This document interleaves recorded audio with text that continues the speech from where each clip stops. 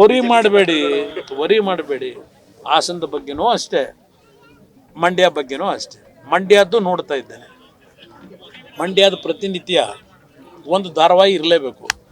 ಅದು ನಿಖಿಲ್ ಕುಮಾರಸ್ವಾಮಿಯವರು 2019 ಪಾರ್ಲಿಮೆಂಟಿಗೆ ನಿಂತಾಗಲೂ ಯಾವ ರೀತಿ ಧಾರಾವಾಹಿಗಳನ್ನು ಸೃಷ್ಟಿ ಮಾಡಿ ಅವತ್ತು ನಿಖಿಲ್ ಕುಮಾರಸ್ವಾಮಿಯವರ ಒಂದು ರಾಜಕೀಯದ ಬೆಳವಣಿಗೆಯನ್ನು ಅವತ್ತು ಸಂಪೂರ್ಣ ನಾಶ ಮಾಡಲೇಬೇಕು ಅಂತೇಳಿ ವ್ಯವಸ್ಥಿತವಾಗಿ ಏನು ತಪ್ಪು ಮಾಡದಿದ್ದಂಥ ಒಬ್ಬ ಅಮಾಯಕ ಯುವಕ ಅವನು.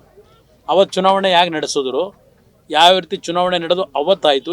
ಈಗ ಮಂಡ್ಯ ಜಿಲ್ಲೆಯಲ್ಲಿ ನಿನ್ನೆ ತಾನೇ ಅವನು ಹೇಳಿದ್ದ, ನಾನು ನ್ಯೂ ಟರ್ನ್ ತಗೊಳ್ಳಲ್ಲ, ನಾನು ಚುನಾವಣೆ ನಿಲ್ತೀನಿ ಅಂತ ಎಲ್ಲೂ ಹೇಳೇ ಇಲ್ವಲ್ಲ ಅಂತೇಳಿ. ಆದರೂ ಸಹ ನಿಖಿಲ್ ಕುಮಾರಸ್ವಾಮಿಯವ್ರಿಗೋಸ್ಕರವಾಗಿ ಹಿಂದೆ ಇದ್ದಂಥ ಲೋಕಸಭಾ ಸದಸ್ಯರಿಗೆ ಟಿಕೆಟ್ ತಪ್ಪಿಸಿ ಇವತ್ತೇನೋ ದೇವೇಗೌಡರ ಕುಟುಂಬದವರು ಆ ಸೀಟನ್ನು ಪಡಿಬೇಕು ಅಂತ ಹೊರಟಿದ್ದಾರೆ ಅಂತಕ್ಕಂಥದ್ದು ಒಂದು ತಿಂಗಳಿಂದ ನಿರಂತರ ಧಾರಾವಾಹಿ ನಡೀತಾ ಇದೆ.